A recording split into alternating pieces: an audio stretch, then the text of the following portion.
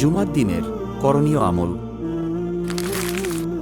কোরআনুল কারিমে মহান আল্লাহ ঈমানদারদের নির্দেশ দেন যে, হে ঈমানদারগণ, জুমার দিনে যখন সালাতের জন্য ডাকা হয় তখন তোমরা আল্লাহর স্মরণে ধাবিত হও এবং কেনাবেচা ত্যাগ কর। এটাই তোমাদের জন্য সর্বোত্তম যদি তোমরা জানতে।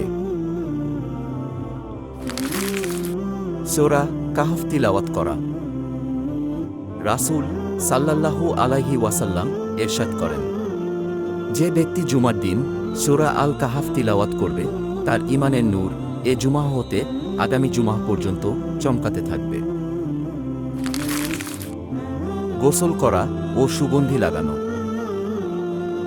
রাসূল সাল্লাল্লাহু আলাইহি ওয়াসাল্লাম বলেছেন, প্রত্যেক সাবালকের উপর জুমার দিনের গোসল করা ওয়াজিব।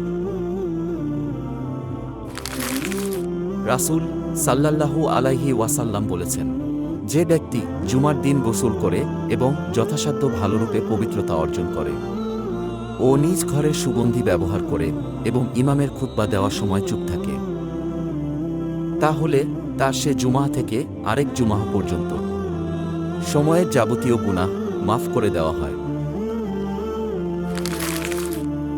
আগে আগে মসজিদে যাওয়া।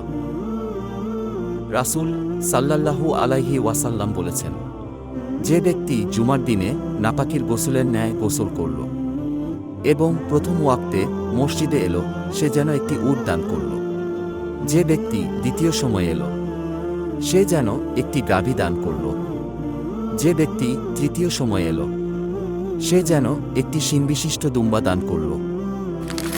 যে ব্যক্তি চতুর্থ সময়ে এলো, সে যেন একটি মুরগি দান করল। আর যে ব্যক্তি পঞ্চম সময়ে এলো, সে যেন একটি ডিম দান করল।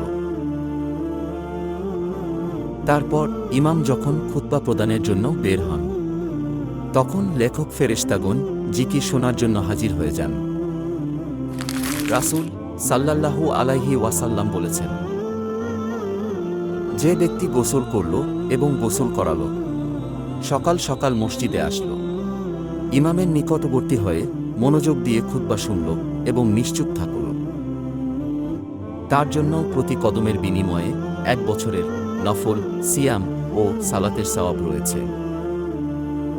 ওয়াকি রহমতুল্লাহি আলাইহি বলেন, গোসল করল এবং করালো শব্দের অর্থ নিজে গোসল করল এবং স্ত্রীকে গোসল করালো। মসজিদে গিয়ে প্রথমে 2 রাকাত তাহিয়াতুল মসজিদ সালাত আদায় করা।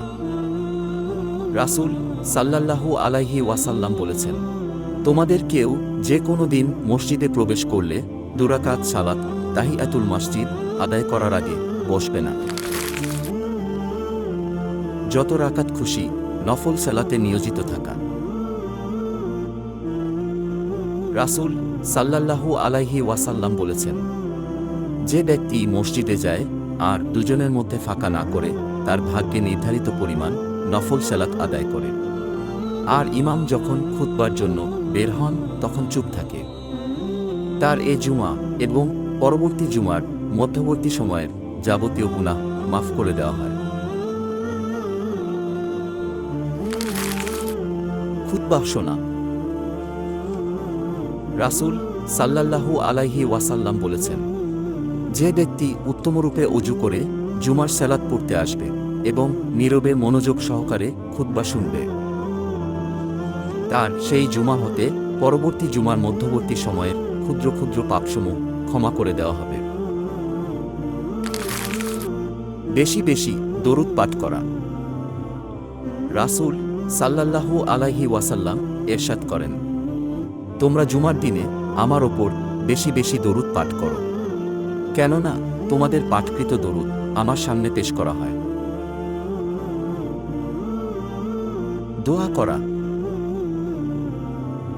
রাসূল সাল্লাল্লাহু আলাইহি ওয়াসাল্লাম বলেছেন, এতে এমন একটি মুহূর্ত আছে, কোনো মুসলিম ব্যক্তি যদি ওই মুহূর্তে দাঁড়িয়ে সালাত অবস্থায় আল্লাহর কাছে কিছু প্রার্থনা করে, তাহলে আল্লাহ তাকে তা দান করে থাকেন।